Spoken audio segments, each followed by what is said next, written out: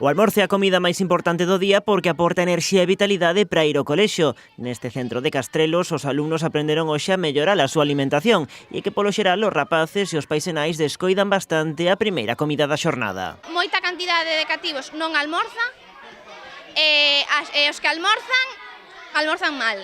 E tanto a froita como os vexetais deberían ser a base da nosa alimentación e en especial a do noso almorzo. No caso da infancia, a inxesta deste tipo de alimentos é fundamental porque gastan máis enerxía que un adulto e aínda por riba están medrando. A froita aportalles vitaminas, minerais, antioxidantes, fibra e unha peculiaridade: enchen o estómago cun efecto saciante o que lles permite ter unha mañá moito máis levadeira no colexio. Facemos unha pequena charla sobre a importancia do almorzo, un almorzo saudable, damos opcións diferentes a típicas galletas ou típica repostería industrial ou os típicos cereais de desayuno. E despois da teoría toca practicar. Leite, froita e pan do país con aceite foi o almorzo de media mañá que comeron estes rapaces. Moitos deles recoñecen que ata de agora estaban almorzando mal, botando man de produtos industriais ou galletas. Segundo prometeron, a partir de hoxe os seus hábitos van mudar. Que hai que desayunar moi equilibrado e que non sempre hai que desayunar o mismo.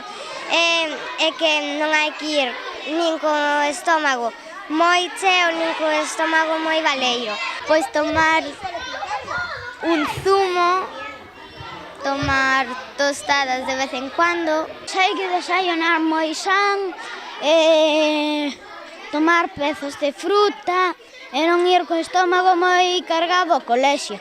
Hai que tomar moita fruta, podes tomar 2 tostadas, un zumo de naranxa. Hai que tomar cousas sás.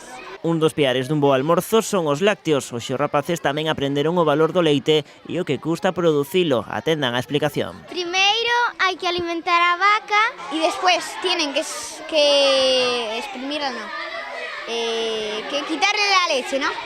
Y entonces un camión, cisterna, los lleva a una fábrica. e logo da fábrica méteno en bricks ou en botellas e logo vai pa un camión que o leva ás tendas e das tendas vai pa as nosas casas.